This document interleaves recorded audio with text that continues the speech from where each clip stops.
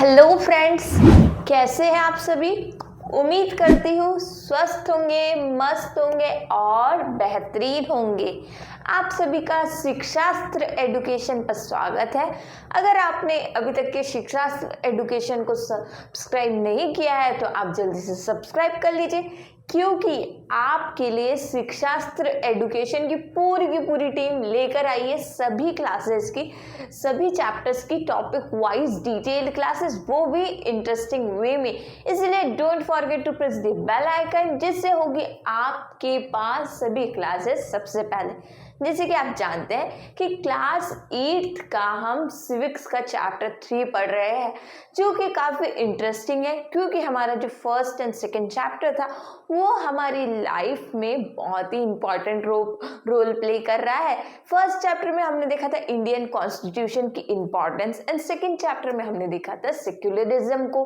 अब हम third chapter में देख रहे हैं parliament and the making laws, मतलब पार्लियामेंट और कानून का बनना। ये पूरा सफर हम पूरा थर्ड चैप्टर में एक्सप्लोर कर रहे हैं, जिसके थर्ड चैप्टर के भी हमारे first and second part already complete हो गए हैं। अगर आपने अभी तक के वो नहीं देखे हैं तो आप जल्दी से वो भी कंप्लीट कर लीजिए, बिकॉज आज से हम स्टार्ट कर रहे हैं हमारे चैप्टर का थर्ड पार्ट, जिसमें हम एक बहुत ही इंटरेस्टिंग न्यूज़ रीड करने वाले हैं, जो कि हमारे लिए बहुत ज़्यादा इंपॉर्टेंट है, जिससे हमें पता चलेगा कि लॉज कैसे बनते हैं एंड पार्लियामेंट में हमारी लाइफ को बेहतर बनाने के लिए कैसे डिसीजंस लिए जाते हैं एंड किस तरीके के लॉ हमारी लाइफ में बहुत ही ज़्यादा बेनिफिशियल होते हैं। ये आज हम इस न्यूज़ से पढ़ने वाले हैं। तो चलिए स्टार्ट करते हैं हमारे क्लास 8 का चैप्टर 3 का पार्ट थर्ड।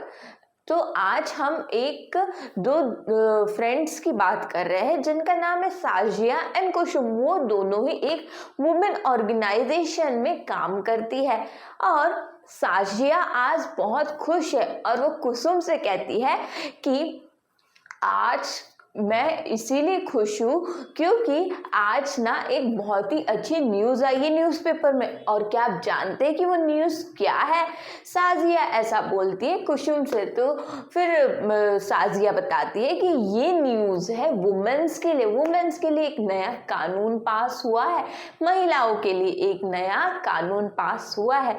तो जब ये बताती है बात साजिया कुसुम को कि ये कितनी खुशी की बात है ना, आज का दिन कितना खुशी भरा है, तो कुसुम कहती है कि ये लॉ, ये कानून सिर्फ महिलाओं के लिए ही फायदेमंद नहीं, ये सभी के लिए बेस्ट है। बिकॉज घरेलू हिंसा हम देखते हैं कि महिलाओं के जीवन में तो होती है, लेकिन इस लॉ से अगर ये खत्म हो जाती है तो सभी के जीवन में क्या आ सकती है? शांति, और सभी की लाइफ क्या हो सकती है? बेटर हो सकती है। तो दोनों के बीच में ऐसी बात हो रही है, जैसे आप यहाँ देख सकते हैं कि न्यूज़पेपर में जब ये न्यूज़ दोनों पढ़ते हैं और एक दूसरे से डिस्कस करते हैं तो उन्हें बहुत ज़्यादा खुशी होती है कि महिलाओं के लिए एक लॉ पास किया गया है, वो भी कड़ी मेहनत के बाद पास होता है। देखते हैं हम कि उसके पीछे कितनी मेहनत लगी एंड उसके पीछे कितनी ज़्यादा कंट्रोवर्सी हुई, और ये क्यों इम्पोर्टेंट है? क्योंकि कोई भी लॉ बनाने की जो प्रोसेस होती है वो आसान नहीं होती, और वो सिर्फ एक दिन की प्रोसेस नहीं होती है। इसमें सबसे पहले क्या होता है कि लॉ की ज़रूरत क्या है, ये हमें समझना होता है कि लॉ क्यों ज़रूरी है, एंड फिर उसके प्रपोजल बनता है, देन वो पार्लियामेंट में डिस्कस होता है, देन वो कानून बनता है। तो ये एक लंबी प्रोसेस है। तो देखते हैं कि वुमेन के लिए जो लॉ पास हुआ उसकी इम्पोर्टेंस क्या है। चलिए देखते हैं।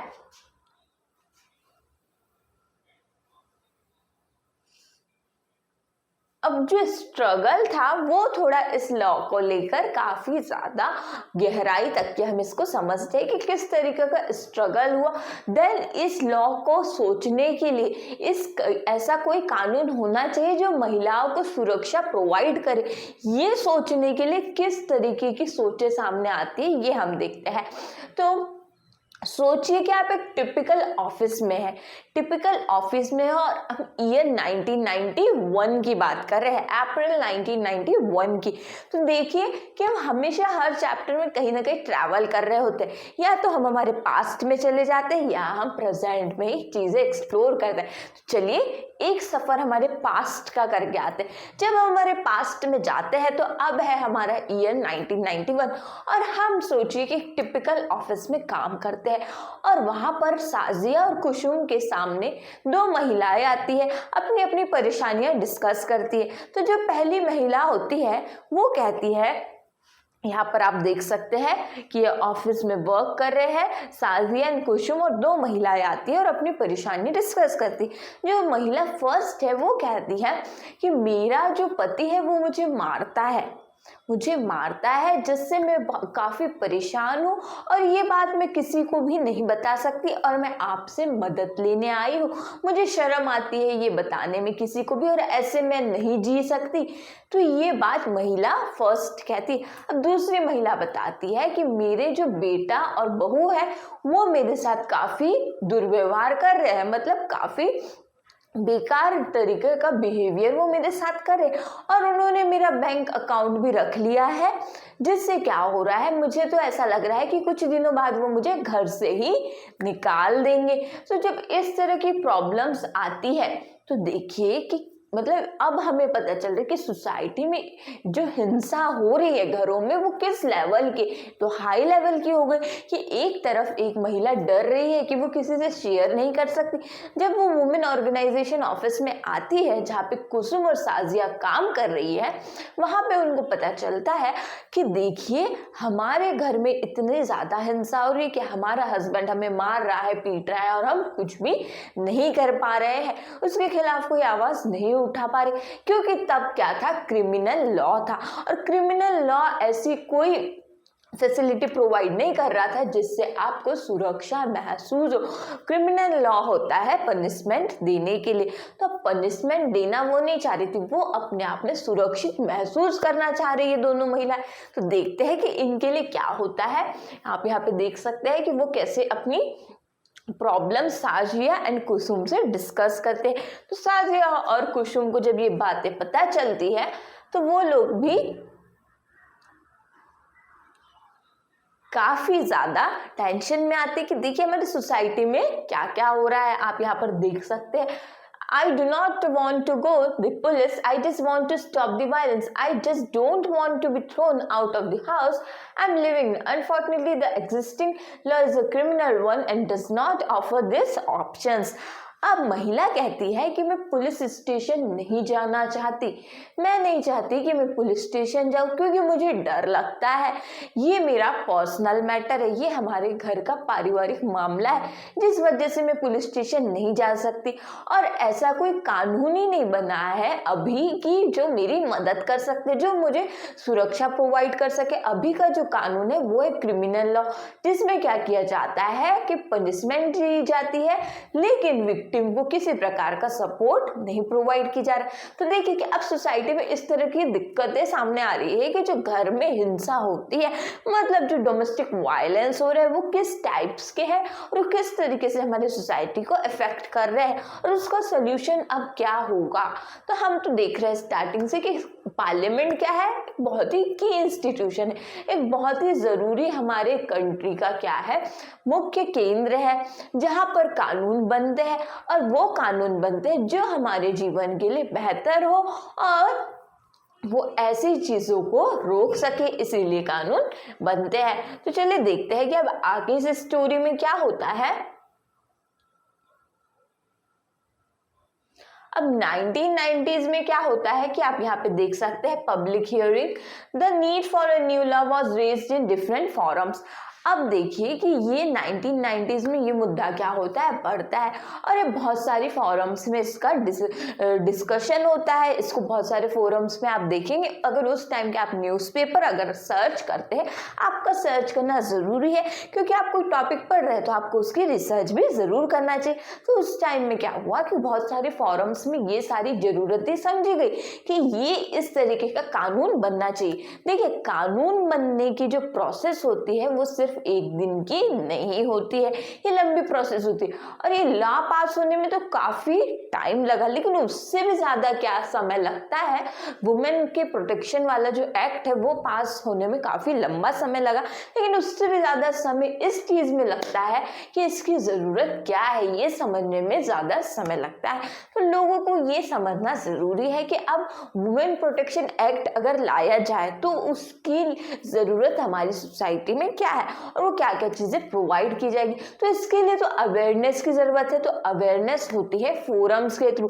तो फोरम, बहुत सारे फोरम्स में ये सारी चीज़ें डिस्कस की गई, जिसमें क्या हुआ कि वुमेन्स को क्या हो सुरक्षा मिले मारपीट से, और उनके पास में एक ऐसा राइट हो जिससे कि क्या हो कि वो घर में रह सके बिना उनको कोई घर पर निकाले। मतलब जिस हाउस होल्ड में रह रही है, जिस शेयर्ड हाउस होल्ड में रह रही है, अपने बेटे बहू के पास में, तो सुरक्षित होकर रह सके और उन्हें इस प्रकार का कोई डर ना हो कि उन्हें घर से निकाल दिया जाएगा, प्लस कि उन्हें कोई मार नहीं सकता, और उन्हें टेम्पररी रिलीफ भी प्रोवाइड किया जाए। टेम्पररी रिलीफ मीन्स कि यहाँ पर टेम्पररी रिलीफ का ये मीनिंग होता है कि अगर आप देखें तो टेम्परेरी रिलीफ ये प्रोवाइड किया जाए कि जब तक कि वो रह रही है और उनके हक में कोई डिसीजन नहीं लिया जाता है, कोई फैसला नहीं लिया जा रहा है, तब तक कि उनको एक टेम्परेरी रिलीफ प्रोवाइड किया जाए। मतलब कुछ पैसों की अमाउंट प्रोवाइड किया जिससे वो अपना जीवन क्या किए,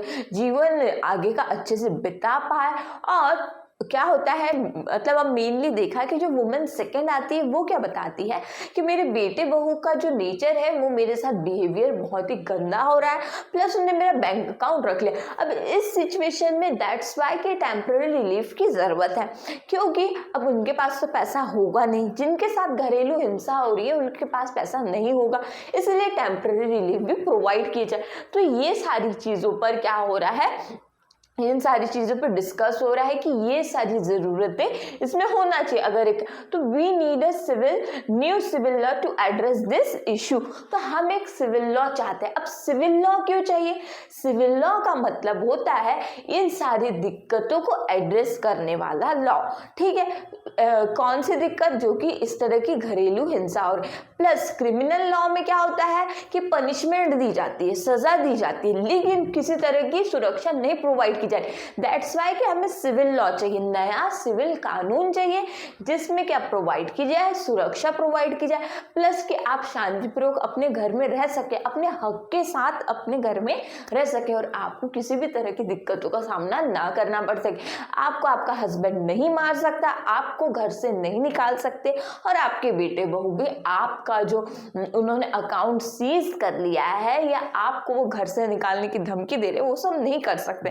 दैट्स वाई कि अब नीड है यहाँ पर, अब यहाँ पर सोसाइटी को ज़रूरत है, और धीरे धीरे इस चीज़ों को सोसाइटी समझ रही है कि हमें एक ऐसे कानून की ज़रूरत है जो महिलाओं को सुरक्षा प्रोवाइड कर सके, क्योंकि घरेलू हिंसा भी क्या हो रही है, अब यहाँ पे हम देख रहे हैं बहुत ज़्यादा स्ट्रॉन्ग लेवल पर हो रही है, कि कितनी ज़्यादा हाई लेवल पर हम देख रहे हैं कि इस तरह की हिंसा घर में होती है कि महिलाओं को मारा पीटा जा रहा है, उनके बच्चे ही उनको घर से बेदखल कर रहे हैं, जिससे वो काफ़ी ज़्यादा परेशान हो जाती और वो पुलिस के पास भी नहीं जाना चाहती, बिकॉज उनका मानना है कि ये हमारा पर्सनल मैटर है, इसमें हम पुलिस के पास जाकर फंसना नहीं चाहते और हमें इससे डर लगता है।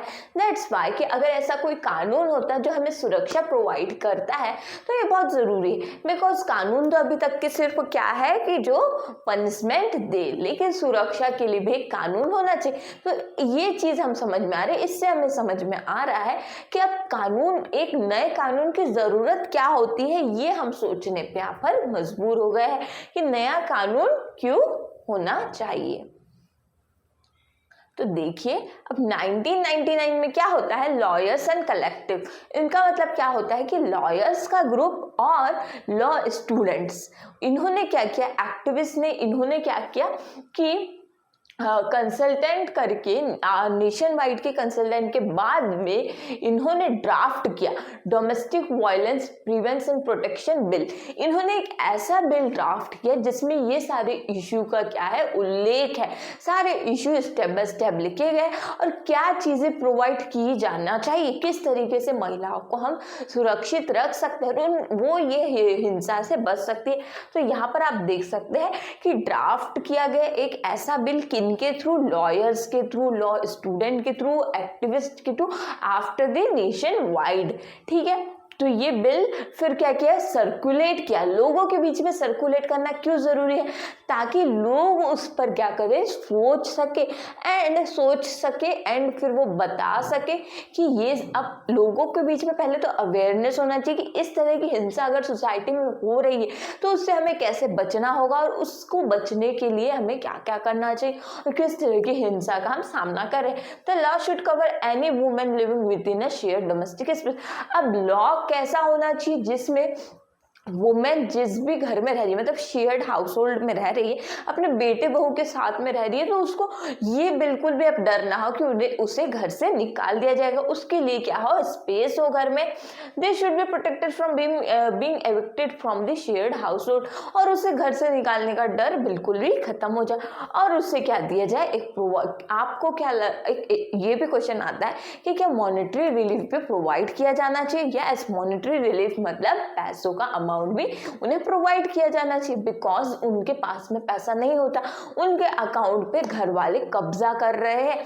अब कब्जा करने के बाद में बेचारियों के पास में क्या होगा, बेचारी जो महिला है वो तो काफी परेशानी में आ जाएगी कि हम हमारे पास पैसा ही नहीं है कि हम आगे क्या कर सके, सरवाइव कर सके। अब सर्वाइवर मतलब ये कंडीशन हो गई कि वो इनका स्ट्रगल जो स्टोरी होती है वो काफ़ी इंस्पिरेबल होती है, बिकॉज वो अपनी खुद की लड़ाई डेली लड़ रही होती है। महिला जिनके साथ घरेलू हिंसा हो रही है वो महिला डेली अपनी खुद की लड़ाई लड़ रही है ताकि वो इस जंजाल से छूट सके और जो परेशानियों से, जिन दिक्कतों से वो जूझ रही है उससे वो बाहर आ सके। इसलिए वो डेली अपनी ही लड़ाई लड़ रही होती है। उन्होंने किस तरीके से, आप देख सकते हैं, साजिया एंड कुसुम से शेयर किया कि हम पुलिस के पास नहीं जाना चाहते, हमें आपकी मदद चाहिए। तो साजिया और कुसुम वहां पर सोचती है कि ये जो डिस्कशन है, ये जो दिक्कतें हैं, ये सिर्फ ऑफिस तक के ही सीमित नहीं रहना चाहिए, इसकी तो अवेयरनेस लोगों के बीच में होना चाहिए और इसके लिए एक कानून बनना चाहिए। और वो कानून ये होना चाहिए कि महिलाओं को सुरक्षा प्रोवाइड की जाए, प्रदान की जाए। देखते हैं कि आगे और क्या होता है। अब क्या हो रहा है, मीटिंग्स होने लगी है डिफरेंट ऑर्गेनाइजेशंस की। आप देख रहे हैं कि अब मीटिंग्स होने से क्या होगा, अगर डिफरेंट ऑर्गेनाइजेशंस की मीटिंग होगी तो उनके पर्सपेक्टिव्स भी उसमें इंक्लूड हो जाएंगे, क्योंकि डिफरेंट ऑर्गेनाइजेशन की मीटिंग से उनके पर्सपेक्टिव्स ऐड होना भी बहुत ज़रूरी है कि आपका क्या मानना है कि इस लॉ को बिल्कुल दर्ज होना चाहिए, ऐसा एक कानून बनना चाहिए जो महिलाओं को सुरक्षा प्रोवाइड करता है। तो women's movement monitor new law on domestic violence. तो जो वुमेन्स मूवमेंट है, महिला आंदोलन है, वो क्या चाह रही है कि एक नया लॉ बनाया जाए, एक नया कानून बनाया जाए डोमेस्टिक वायलेंस के खिलाफ। ठीक है, घरेलू हिंसा के खिलाफ एक नया कानून बनाया जाए। तो आप देख रहे हैं कि लोगों के बीच में अब अवेयरनेस धीरे धीरे बढ़ने लगी है, क्योंकि हमने क्या देखा कि घरेलू हिंसा अभी तक के हम सिर्फ सुने हुए थे, लेकिन उसके बारे में जब हम डिटेल में जानते हैं तो उसके लिए हम जरूर ये सोचने मजबूर हो जाते हैं कि इस पर रोक लगाना चाहिए। और इस पर रोक लगाने का सबसे बेस्ट तरीका क्या है कि ऐसा कानून बन जाए। तो कानून बनने के लिए भी बहुत मेहनत लगती है, ये हम कंटिन्यूसली देख रहे हैं कि अभी तो सिर्फ डिस्कशन चल रहा है, अभी तो सिर्फ मीटिंग्स हो रही है और डिफरेंट ऑर्गेनाइजेशंस पे उनके पर्सपेक्टिव्स भी यहाँ पर ऐड किए जा रहे हैं। अब क्या होता है, बहुत सारे डिस्कशंस के बाद, बहुत सारी मीटिंग्स के बाद फाइनली बिल को पार्लियामेंट में इंट्रोड्यूस किया जाता है और वो ईयर है 2002। 2002 में पार्लियामेंट में इस बिल को इंट्रोड्यूस किया जा रहा है, लेकिन अब उसमें भी कुछ इश्यूज आ जाते हैं। देखते हैं वो इश्यूज क्या होते हैं। The bill has none of what we have been suggesting. अब बिल में वो सारी चीजें तो इंक्लूड ही नहीं है जो ऑर्गेनाइजेशंस ने क्या की थी, सजेस्ट की थी कि इस बिल में ये सारी चीजें होना चाहिए, इस लॉ के तहत ये सारी सुरक्षा महिलाओं को प्रोवाइड की जाना चाहिए। लेकिन ये सारी चीजें तो इस बिल में है ही नहीं, जो कि अभी इंट्रोड्यूस किया गया है पार्लियामेंट में ईयर 2002 में। तो अब वहाँ के जो लोग वहाँ पर जो प्रेजेंट होते हैं वो क्या सोचते हैं कि एट द प्रेजेंट टाइम हम इसको अपोज करेंगे, ये बिल पास नहीं हो जाना चाहिए। अब ये बिल अगर पास हो जाता है तो क्या होगा, महिलाओं को उतनी ज्यादा वो सारी चीजें नहीं मिल पाएगी जो हम सोच रहे थे, जो कि हमारे डिस्कशंस में हम चाह रहे थे कि महिलाओं को एक मॉनेटरी रिलीफ मिला जाए, उन्हें एविक्टेड का घर से शेयर्ड हाउस होल्ड में रहने से बाहर निकालने का डर खत्म हो जाए, उन्हें कोई उनके पतिदेव उनके परिवार वाले नहीं मार सके। तो ये सारी चीज़ इसमें शामिल होना चाहिए। लेकिन जो ये बिल पास होने जा रहा था, जिसको इंट्रोड्यूस किया गया है ईयर 2002 में पार्लियामेंट पे, उसके अकॉर्डिंग तो ये सारी चीज़ें उस बिल में थी नहीं। दैट्स वाई कि वहाँ पर जितने भी मेंबर्स प्रेजेंट थे उन्होंने क्या सोचा कि हमें अभी के अभी इस बिल का अपोजिशन करना होगा, इसको अपोज करना होगा, ताकि ये गलती से भी पास ना हो जाए, क्योंकि इसमें तो हमारे सजेस्टिंग पॉइंट्स इंक्लूड ही नहीं है। तो देखिए ऐसी भी गड़बड़ी कई बार हो जाती है कि जो हम चाह रहे थे वैसी कुछ चीजें हुई नहीं, तो उसका अपोजिशन करना तो हमारा काम है कि हम उसको अपोज करें कि ये चीज गलती से भी अब आना जाए, वरना फिर वही दिक्कतें हो जाएगी और महिलाओं को उतनी ज्यादा चीजें नहीं मिलेगी जो हम चाह रहे हैं, हमारी सोसाइटी चाह रही, क्योंकि अब अवेयरनेस तो बढ़ गई है कि घरेलू हिंसा के खिलाफ कदम उठाया जाए। क्योंकि आप देख रहे हैं कि domestic violence is a sensitive topic of our country, it is a very sensitive topic, कि जिसमें क्या हो रहा है कि महिला कंटिन्यूसली स्ट्रगल कर रही है और वो क्या हो रही है, एक सर्वाइवर बन रही है। वो इस ऐसी अपनी लड़ाई लड़ रही है जिसमें उन्हें काफ़ी ज़्यादा दिक्कतों का सामना करना पड़ रहा है कि उनके पास में खाने के लिए पैसे नहीं है, रहने के लिए पैसे नहीं, क्योंकि उनके परिवार वाले ही लोगों ने उनके अकाउंट पर कब्जा कर लिया है। तो ये सारी चीज़ें हम देख रहे हैं। इसलिए हमारी क्या डिमांड थी कि हमें तो एक नया कानून चाहिए जो कि रोकता हो डोमेस्टिक वायलेंस को। लेकिन हम क्या देख रहे हैं कि जब इसको पार्लियामेंट में रिप्रेजेंट किया गया तो इसमें तो बहुत सारे पॉइंट्स इंक्लूड ही नहीं है जो हम चाह रहे हैं। तो उसके लिए अब जो मेंबर्स होते हैं वो क्या करते हैं, प्रेस कॉन्फ्रेंस का क्या करते हैं, प्रेस कॉन्फ्रेंस को ऑर्गेनाइज करते हैं कि प्रेस कॉन्फ्रेंस बुलाई जाए और उसमें ये सारी बातें डिस्कस की जाए। We could also start online petition. अब क्या हो रहा है, प्रेस कॉन्फ्रेंस बुलाई जा रही है प्लस ऑनलाइन पिटिशन भी जाहिर कर दिया जाएगा, जिससे क्या होगा कि पब्लिक और भी अच्छे से इन मैटर्स को क्या की करेगी, जानेंगे इसके बारे में, प्लस अपना समर्थन देगी, क्योंकि लोग ही होते हैं हमारी अवेयरनेस, हमारी जागरूकता, हमारा अधिकार, हम सब ये जो चीज़ें चाह रहे हैं उसके लिए हमें अपनी आवाज़ उठाना पड़ेगा। प्लस जागरूकता अगर हमें बढ़ानी है, कोई अच्छी चीज़ हमें चाहिए, हम चाह रहे हैं कि हमें नया कानून चाहिए, तो उसके लिए फिर क्या किया, प्रेस कॉन्फ्रेंस तो ऑर्गेनाइज की ही की, साथ ही साथ ऑनलाइन पिटिशन भी जाहिर कर दिया, जिससे लोगों तक की प्रॉब्लम्स पहुंचे एंड वो अपना समर्थन दे कि ये सारे पॉइंट्स इसमें इंक्लूड हो।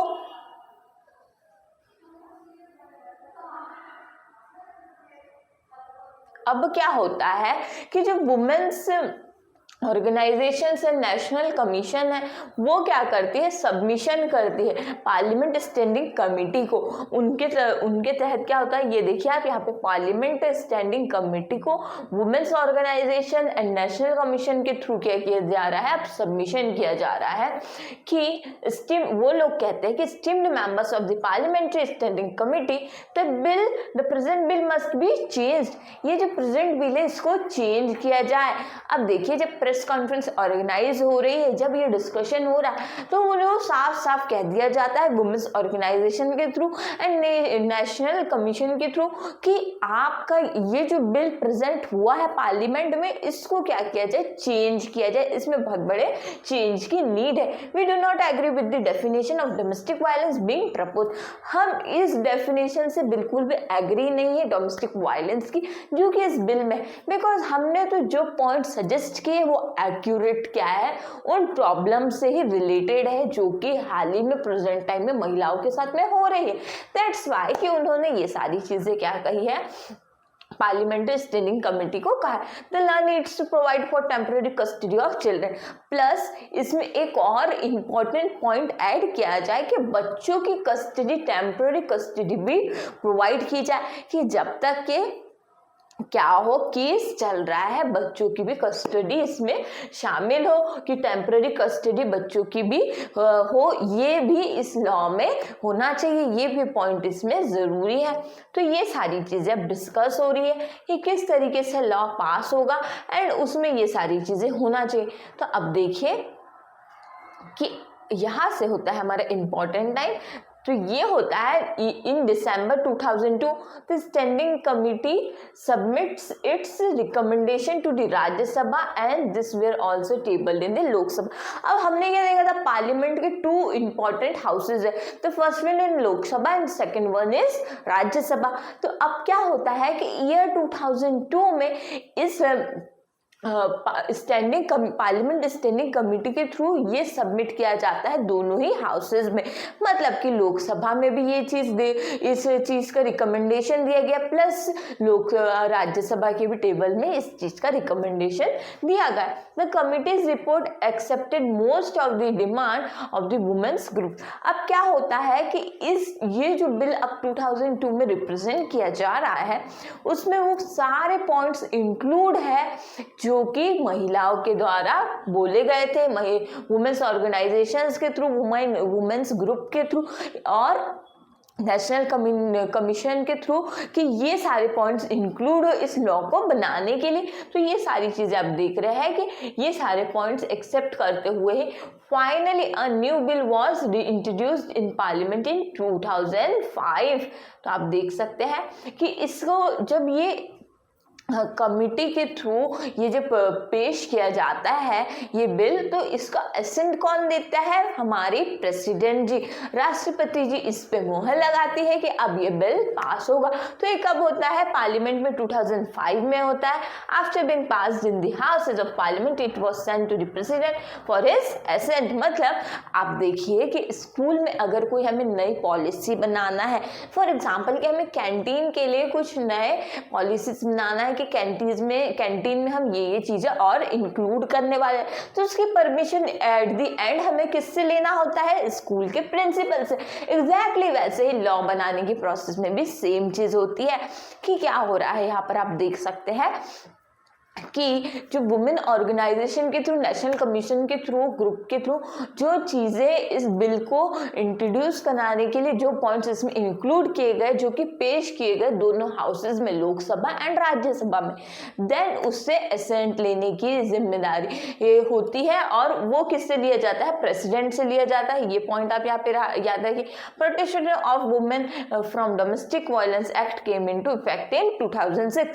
तो ये लॉ कब आता है, 2006 में आता है, जो कि डेफिनेशन को दर्शाता है, ब्रॉड डेफिनेशन को दर्शाता है डोमेस्टिक वायलेंस की, जिसमें सारे ही पॉइंट्स इंक्लूड है। आप ये देख सकते हैं कि न्यूज़पेपर में आ गई है अभी न्यूज़ कि लॉ एक ऐसा पास हो गया है ईयर 2006 में। तो आप देखिए कि सफ़र कहाँ से शुरू हुआ था, 1991 1990 से ये सारी चीज़ें स्टार्ट हो।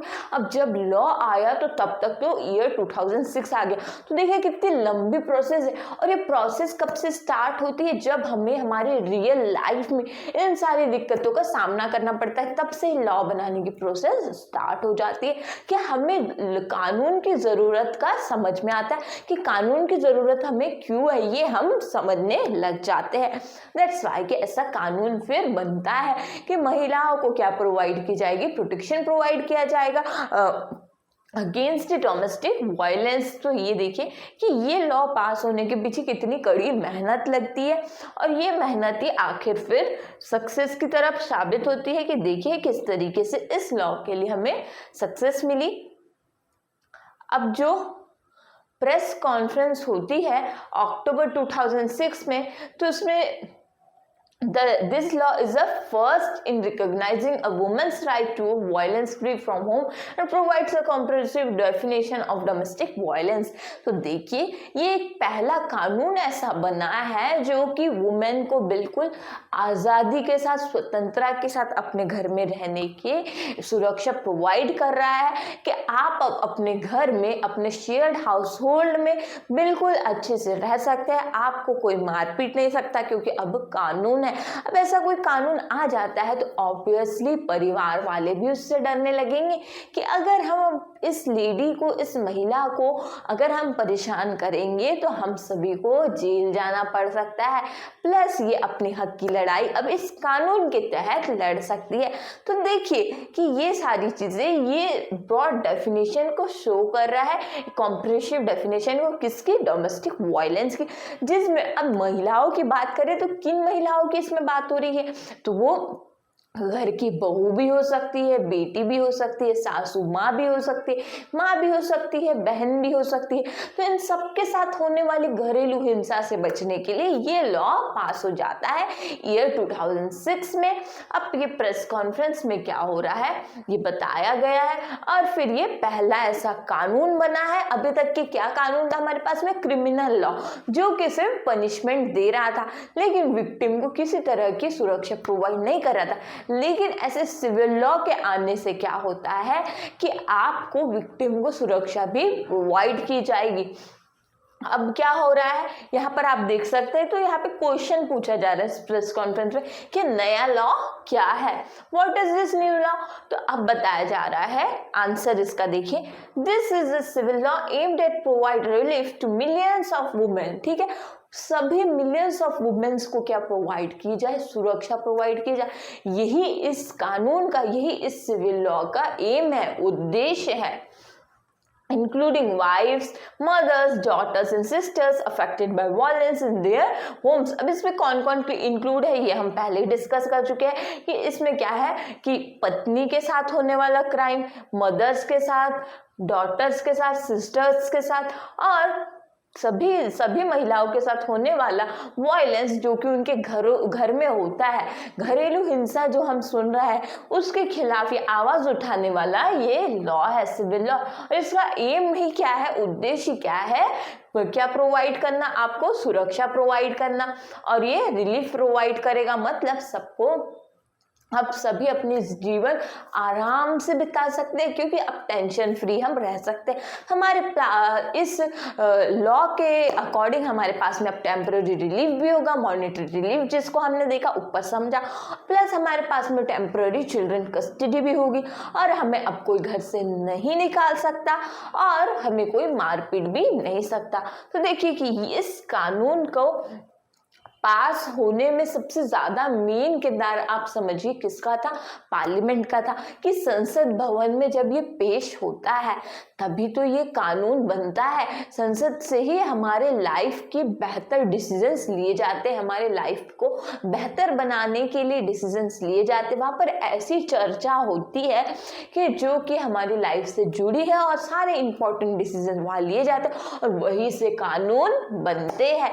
तो देखिए कि पार्लियामेंट का रोल हम स्टार्टिंग से चैप्टर में देख रहे हैं कि बहुत ही ज्यादा इंपॉर्टेंट रहा है और इसी इंपॉर्टेंस को हम समझ रहे हैं जो कि काफी ज्यादा इंटरेस्टिंग है क्योंकि हमारी लाइफ से जुड़ी बातें हमें जरूर पता होना चाहिए कि हमारे लाइफ से जुड़ी बातें अगर हमारे सामने आती है एक चैप्टर के थ्रू तो वो हमें बहुत ही केयरफुली समझना होगा।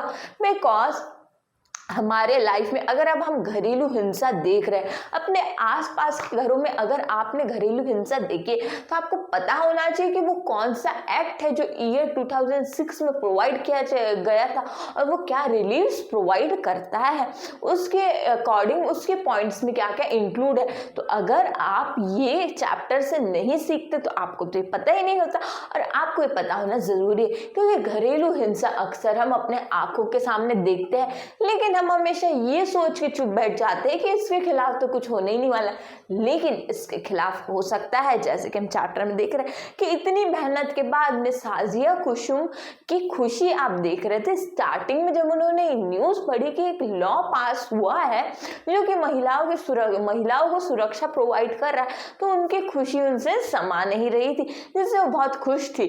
और उन्होंने कहा कि ये सभी के लिए फायदेमंद है, क्योंकि अब सभी के घरों में क्या होगी, शांति भी होगी, कि जीवन में सबके शांति से वो लोग रह सकते हैं। तो देखिए आपकी ये जरूरी बात हमें इस चैप्टर से पता चल रही। तो हुई ना ये बात इंटरेस्टिंग कि हम लॉ को यहाँ पर एक्सप्लोर कर रहे हैं। तो देखिए अब प्रेस कॉन्फ्रेंस कंटिन्यूस चल रही है। तो this law is a very significant, ठीक है, ये बहुत ही इंपॉर्टेंट है because it recognises the right of women to live in a shared household. हम देख रहे हैं कि लॉ बहुत ही ज्यादा सिग्निफिकेंट रोल प्ले कर रहा है, बिकॉज यहाँ पे हम देख रहे हैं कि दो महिलाएं जो स्टार्टिंग में आई थी वुमेन ऑर्गेनाइजेशन में, साजिया और कुसुम के पास में, और उन्होंने डिस्कस किया कि हम अपने बेटे बहू के साथ कैसे रहे, वो हमारे साथ इतना दुर्व्यवहार कर रहे हैं, हमें घर से निकाल भी सकते हैं। तो अब इस लॉ के अकॉर्डिंग आपको कोई घर से नहीं निकाल सकता, आपका घर आपका ही है। तो देखिए a woman can get a protection order against any further violence. Women can get monetary relief to meet their expenses including medical cost, plus medical cost भी provide की जा रही इस लॉ के अकॉर्डिंग, कि अगर आप बीमार पड़ते हैं, आपकी तबीयत खराब होती है, आपको कुछ होता है, तो आपको मेडिकल फैसिलिटीज भी प्रोवाइड की जाएगी। दैट्स वाई कि आपको मॉनेटरी रिलीफ दिया जा रहा है, और आपको कोई भी घर से नहीं निकाल सकता, क्योंकि आपके लिए अब आ गया है ये लॉ।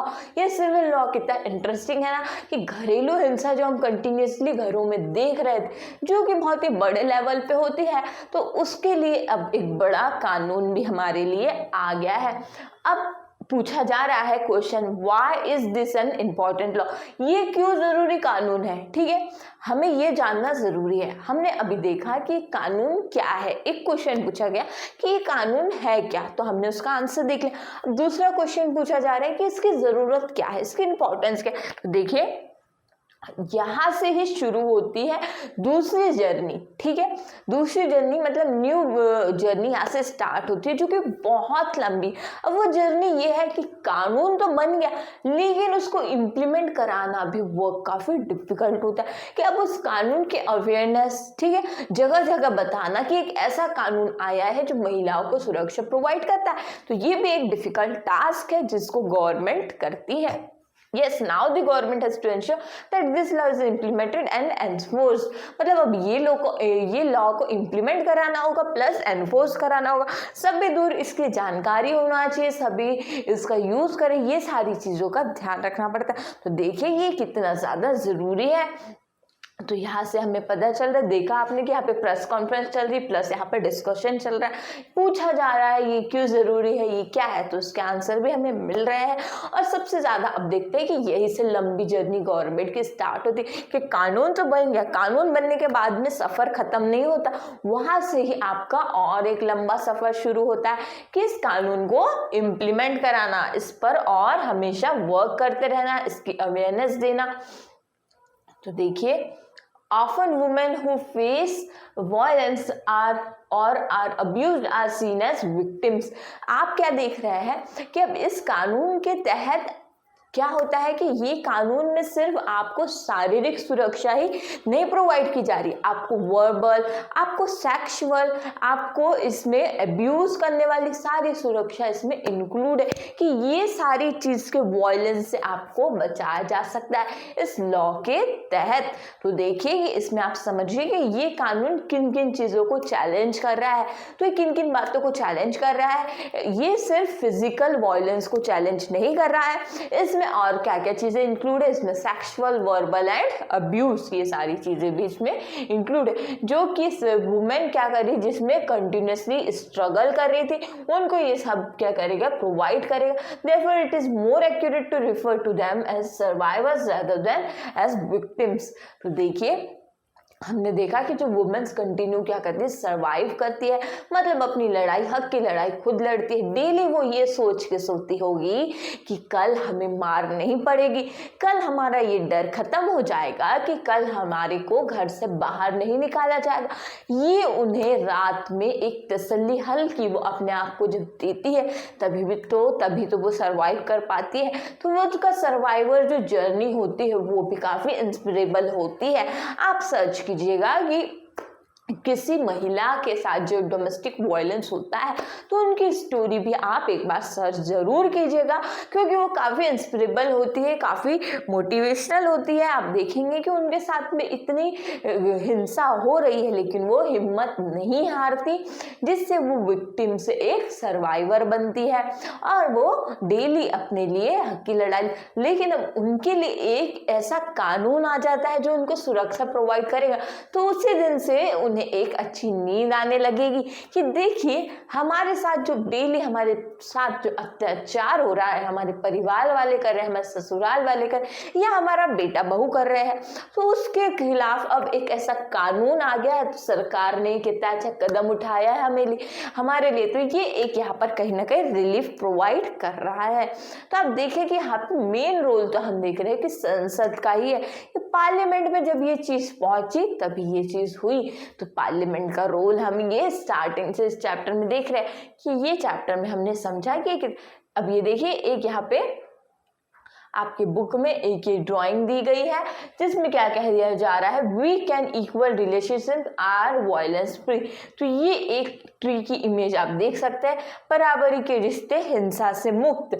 मतलब आप देख रहे हैं कि ये ड्राइंग रिप्रेजेंट कर रही है कि हमें क्या होना है, वायलेंस फ्री होना है, इक्वल रिलेशनशिप्स में रहना है हमें, जो कि क्या करे, वायलेंस फ्री हो, जिसमें हिंसा से हम मुक्त हो जाए और हमारी जिंदगी बिल्कुल कलरफुल हो जाए। कलरफुल इसीलिए होता कि हम हिंसा में रहते हैं तो हम कहीं ना कहीं डिप्रेशन का शिकार हो जाते हैं और हम कहीं ना कहीं जूझ रहे होते हैं, अपनी दिक्कतें परेशानियों से हम जूझ रहे होते हैं कि ये हमारे साथ जो अत्याचार दुर्व्यवहार हो रहा है, हमें हर पल डर जो सता रहा है, ये हमें घर से निकाल दिया जाएगा, हमारे पास खाने के लिए पैसे नहीं है। इन सारी चीजों से फ्री होने के लिए वायलेंस फ्री क्या होता है, जब ऐसा लॉ आता है तो खुशी और भी ज्यादा डबल हो जाती है। तो देखिए यहाँ पर हमने इस चैप्टर में कितनी सारी अच्छी अच्छी बातें हमने सीखी है कि हमारे लाइफ से जो डायरेक्टली कनेक्टेड है, हमें वो पता होना बहुत ज़रूरी है, जो कि हमें ये चैप्टर बता रहा है। The role of citizens is crucial in helping parliament frame different concerns that people might have into laws. तो आप देखिए कि पार्लियामेंट सिर्फ कानून बनाने के लिए ही नहीं होता। आप इससे ये समझ रहे हैं कि लोग अगर आवाज नहीं उठाते, लोगों की अवेयरनेस, लोगों की आवाज उठाने से ही ये कानून बना है, तो आपका रोल यहाँ पर बहुत ज़्यादा इम्पॉर्टेंट है कि आप जब कोई दिक्कत परेशानियों का सामना कर रहे हैं तो आपको उसकी लड़ाई लड़ना होगा, आपको उसको आगे तक बताना होगा ताकि उसके खिलाफ कोई कानून बन जाए। और जब वो कानून बनता है तो हम सब एक सुरक्षित सांस ले पाते हैं, और वो सुरक्षित सांस हम तभी ले पाएंगे जब हम हमारा इम्पोर्टेंट रोल प्ले करेंगे। From establishing the need for a new law to its being passed at every stage of the process, the voice of the citizen is a crucial element। तो देखिए crucial element क्या है, आपकी आवाज, लोगों की, नागरिकों की आवाज वहां तक पहुंचेगी तभी तो पार्लियामेंट सुन पाएगा। पार्लियामेंट आपकी आवाज भी सुनता है, और आपकी आवाज तभी सुनी जाएगी जब आप उन दिक्कतों का सामना ना करके, उस पर आप सामना तो करते हैं दिक्कतों का, लेकिन जब आप इसको क्या करेंगे, इंट्रोड्यूस करवाएंगे। आपने देखा कि ये जब 2002 में इंट्रोड्यूस होता है तभी तो बात बनती है, और हमने गलत बिल भी पास नहीं होने दिया, हमने उसको चेंज करवाने की मांग की, उसकी डिमांड की गई वुमेन ग्रुप्स के थ्रू, जिसको चेंज भी करवाया गया। देन उसमें वो सारे पॉइंट्स इंक्लूड किए गए जो कि इस लॉ में होना चाहिए। तो देखिए मेन रोल तो यहाँ पर अगेन किसके पास में है, हमारे पास में अब कुछ ऐसे अनपॉपुलर एंड कंट्रोवर्शियल लॉ भी होते हैं जिसको हम क्या कर सकते हैं, जिसके खिलाफ हम आवाज़ उठा सकते हैं। अब कुछ ऐसे भी कानून होते हैं जो गलत बने होते हैं, ठीक है, जिससे हम सेटिस्फाई नहीं, मतलब जो हमें डिससेटिस्फैक्शन कर रहे हैं, तो उसके खिलाफ अब हमें कौन सुरक्षा प्रोवाइड करता है। देखिए, पार्लियामेंट का रोल तो हमने यहाँ पे समझ लिया कि पार्लियामेंट कानून बना रहा है, लेकिन अब जो कानून है उससे हम सेटिस्फाई नहीं है। कुछ कानून ऐसे बने होते हैं जिसको हम कहते हैं कंट्रोवर्शियल लॉ, ठीक है, उससे हम सेटिस्फाई, तो उससे हमें कौन हेल्प करता है, तो वहां से हमारे लिए इंपॉर्टेंट रोल आता है कोर्ट का। तो ये रोल है कोर्ट का कि हम देखेंगे कि कोर्ट का यहाँ पर रोल यहाँ से स्टार्ट होता है कि यहाँ से हम देखेंगे कोर्ट यहाँ पे इम्पॉर्टेंट है। तो अब कोर्ट कैसे इम्पॉर्टेंट है कि हम उस कंट्रोवर्शियल जो लॉ है हमारी सोसाइटी में उसको हम क्या करेंगे, यहाँ पे कोर्ट तक के जा सकते हैं। वाई? बिकॉज कोर्ट क्या करेगा इस सिचुएशन में, उस लॉ को मॉडिफाई कर देगा या फिर उस लॉ को कैंसिल कर देगा। तो देखिए कि कुछ लॉ ऐसे होते हैं जिससे हम सेटिस्फाई नहीं होते। Example, sometimes a law can be constitutionally valid and hence legal but it can to be unpopular and unacceptable to people because they feel that the intention behind it is unfair and harmful. अब हमें ये सारी चीज़ों क्यों महसूस हो रही है कि कानून सही नहीं, क्योंकि हमें लगता है इस कानून के तहत हमारे साथ अनफेयर ट्रीटमेंट किया जा रहा है या हमारे साथ किसी प्रकार का डिस्क्रिमिनेशन हो रहा है। दैट्स वाई कि हम उसका अपोज करेंगे, और अपोज करना ज़रूरी है, क्योंकि अगर हम अपने अधिकार की बात नहीं रखेंगे तो वो चीज़ पॉसिबल ही नहीं होगी। हम अपने अधिकार की बात रखने के लिए कोर्ट जा सकते हैं, तो वो कोर्ट क्या करता है, उस कानून को मॉडिफाई कर देता है, उसमें सुधार कर देता है या फिर उसको कैंसिल कर देता है। तो देखिए, various municipal laws on the use of space with the municipal limits often make hawking and street vending illegal। तो देखिए, कुछ illegal things होती है laws में, अगर वो by chance include हो जाती है एंड वो पास हो जाता है, ये सारी चीज़ें अगर हमारे सामने है जिससे हम कंटिन्यूसली दिक्कतों का सामना कर रहे हैं, तो हम उसका अपोज बेझिझक विदाउट एनी हेजिटेशन हम उसका कर सकते हैं। देखिए, यहाँ पे आप देख रहे हैं कि इस पिक्चर में आप देखिए कि यहाँ पर गवर्नमेंट पॉलिटेक्निक स्टूडेंट्स ये लोग क्या कर रहे हैं, अपने हक की लड़ाई के लिए सामने आते हैं, आगे आते हैं, और ये बहुत ज़रूरी है कि हमारी आवाज़ उठाना ज़रूरी है। तो यहाँ पे देख रहे हैं court to decide on the issue, people who think that the law is not fair. हम देख रहे हैं कि हमारे लिए ये फेयर नहीं है, ये चीज़, ये सिचुएशन जो अभी क्रिएट हो गई है प्रेजेंट में कि ये लॉ हमारे मतलब हमारे लिए फेयर ट्रीटमेंट हमें नहीं प्रोवाइड कर रहा है। दैट्स वाई कि हम इसका अपोज करेंगे और हम इसके लिए क्या करेंगे, कोर्ट जाते हैं। तो कोर्ट उसको क्या करेगा, या तो फिर मॉडिफाई कर देगा या तो कैंसिल कर देगा। देखिए, कोर्ट के पास में एक पावर है, ये आप याद रखिए कि ये पावर किसके पास होती है, लॉ को मॉडिफाई करने की या कैंसिल करने की, तो वो होती है कोर्ट के पास। ये शक्ति सिर्फ होती है कोर्ट के पास में, कोर्ट कचहरी, जिसको आपने नाम तो सुना ही होगा। We need to remember that our role as citizen does not end with electing our representative। हमें ये कभी भी नहीं भूलना चाहिए कि हमें सिर्फ अपना रिप्रेजेंटेटिव सेलेक्ट करके हमारी ड्यूटी हो गई खत्म। नहीं, हमारी ड्यूटी वही से शुरू होती है कि जब हम वोट देते हैं, जब हम अपने रिप्रेजेंटेटिव को इलेक्ट करते हैं, तो हमें ये भी तो ध्यान रखना होगा कि वो प्रॉपर वर्क कर रहा है कि नहीं कर रहा है, वो हमारी एक्सपेक्टेशंस को फुलफिल कर रहा है कि नहीं, वो हमारी नीड्स का ध्यान रख रहा है कि नहीं। तो ये सारी बातों का ध्यान कौन रखता है, हम ही रखते हैं। तो ये सारी चीजें हमारी भी एक, अगर हम नागरिक हैं, हम वोट दे रहे हैं, हम इलेक्शन के पार्टिसिपेटर हैं, हमने देखा कि इंडियन डेमोक्रेसी क्या है, प्राउड डेमोक्रेसी, बिकॉज क्योंकि हम डिसीजन मेकिंग का पार्ट है। तो अब हम डिसीजन मेकिंग का पार्ट है तो हमारी भी बहुत सारी ड्यूटी, हमारी ड्यूटी रिप्रेजेंटेटिव इलेक्ट करके ही खत्म नहीं हो जाती। हमारी ड्यूटी तो क्या है कि हम उस रिप्रेजेंटेटिव के वर्क पर भी ध्यान रखें कि वो हमारी एक्सपेक्टेशंस को फुलफिल कर रहा है कि नहीं कर रहा है, वो प्रॉपर वर्क कर रहा है कि नहीं कर रहा है। तो हमें ये सारी चीज़ों को क्या करना पड़ता है, we begin to use newspapers and the media to carefully chart the work that is being done by our MPs, मतलब member of parliaments, MLA, member of legislative assembly, ये सारी बातों को, ये सारी चीज़ों को देखने के लिए हमें कंटिन्यूसली न्यूज़पेपर्स, मीडिया में देखना चाहिए कि ये सारे वर्क प्रॉपर हो रहे हैं कि नहीं, कि हम जो चाह रहे हैं उसके अकॉर्डिंग, मतलब सिचुएशन को कंट्रोल करना, उस पर कोई एक्शन लेना, ये सारा काम तो गवर्नमेंट का है। तो गवर्नमेंट प्रॉपर वर्क कर रही है कि नहीं। तो आप सिर्फ फॉर एग्जाम्पल आपने मॉनिटर तो बना दिया, लेकिन मॉनिटर प्रॉपर वर्क कर रहा है कि नहीं क्लास में, वो प्रॉपर बच्चों को शांत करवा पा रहा है कि नहीं कर पा रहा है, वो एक जिम्मेदार मॉनिटर है या नहीं है, या वो भी बच्चों के साथ बातें करने लग जाता है। तो ये सारी चीज़ों पर नज़र रखने का वर्क किसका है? ऑब्वियसली आपका। इसलिए आपको भी अपनी ड्यूटी बिल्कुल ऑनेस्टली निभाना होगा।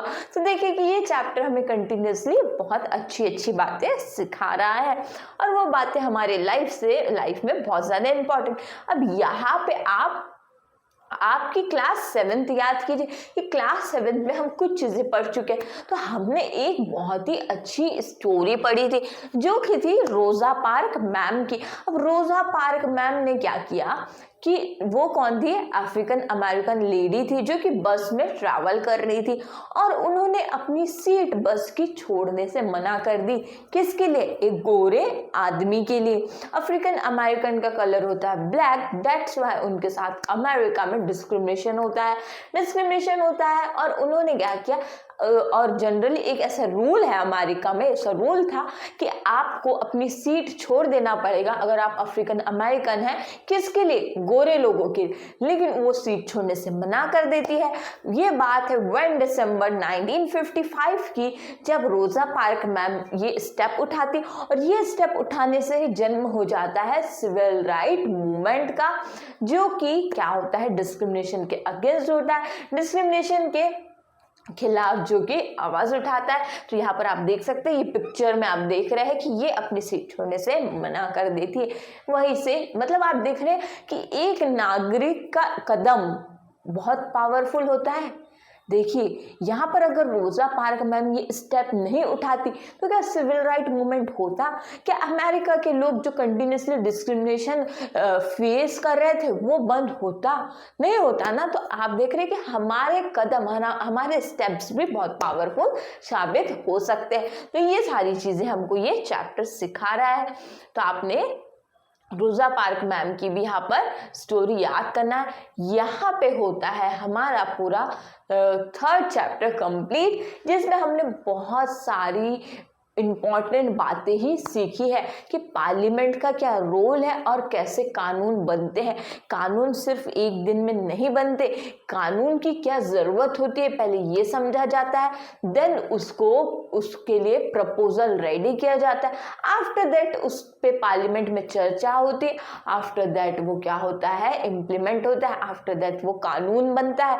एग्जैक्टली वैसे ही जैसे कि आप एक स्कूल प्रोजेक्ट का एग्जाम्पल लीजिए। स्कूल प्रोजेक्ट में हम क्या करेंगे? फर्स्ट वर्क क्या है हमारा? प्रोजेक्ट अगर हमें मिला तो हम प्रोजेक्ट का टॉपिक डिसाइड करेंगे, ठीक है। टॉपिक डिसाइड करने के बाद में उस पर रिसर्च करेंगे, ठीक है। फर्स्ट वर्क हमारा क्या हो गया कि हमें जब प्रोजेक्ट मिलता है तो हम उसका टॉपिक डिसाइड करेंगे, that is our first work. And second one is कि हम उस पर रिसर्च करेंगे। थर्ड, हम उसको एक पेपर पर लाते हैं, हम उस प्रोजेक्ट को एक पेपर पर लाते हैं। एंड दी लास्ट हम उसको रिप्रेजेंट करते हैं और वो प्रोजेक्ट बन जाता है। एग्जैक्टली यही प्रोसेस तो है लॉ बनने की, कि वो लॉ कैसे बन रहा है, हमने यही प्रोसेस तो पढ़ी। एग्जैक्टली आपके प्रोजेक्ट के एग्जाम्पल से ही आप समझ सकते हैं कि पार्लियामेंट में भी ऐसे ही लॉ बनता है। पहले कानून की जरूरत को समझिए, कानून की जरूरत क्यों है और क्यों कानून बनना चाहिए। तो हमने देखा कि डोमेस्टिक वायलेंस का कंटिन्यूसली सामना किया जा रहा था, दैट्स वाई कि लोगों को समझ में आया कि इसकी जरूरत हमारी सोसाइटी को क्यों है। वो समझने के बाद में ही क्या होता है, उसका प्रपोजल रेडी किया जाता है। फिर हमने देखा कि उसको लोकसभा एंड राज्यसभा में पेश किया जाता है। फिर उसे असेंट लेने के लिए प्रेसिडेंट उसको क्या करती है, अगर प्रेसिडेंट अनुमति दे देती है तो वो कानून बन जाता है और हम सबके लिए आ जाता है। तो देखिए कि चैप्टर में बहुत सारी इंपॉर्टेंट बातें थी जिसको हमने क्या किया, फाइंड आउट किया। बहुत सारे इंपॉर्टेंट इसमें राज छुपे हुए थे जिससे हमें पता चलता है कि कानून कैसे बनता है। तो ये चैप्टर बहुत ज़्यादा इंटरेस्टिंग था, जैसे हमारा फर्स्ट एंड सेकंड चैप्टर था वैसे थर्ड चैप्टर भी हमारा बहुत इंटरेस्टिंग। अब हम जल्दी हमारा फोर्थ चैप्टर भी स्टार्ट करेंगे। ऐसे ही आप इस चैप्टर से सारे फैक्ट्स हमने जो आज इकट्ठे किए हैं उसको एक बार रिवीजन भी ज़रूर कर लीजिएगा। और इफ़ अगर आपका कोई भी डाउट है इस चैप्टर से रिलेटेड तो आप इसको कमेंट बॉक्स में ड्रॉप कर दीजिए, जिससे आपको सोल्यूशन मिल जाएगा। एंड ऐसे ही बहुत सारी पढ़ाई कीजिए, बहुत सारी मस्ती कीजिए। अब हम मिलेंगे हमारी नेक्स्ट क्लास में। Thanks for watching.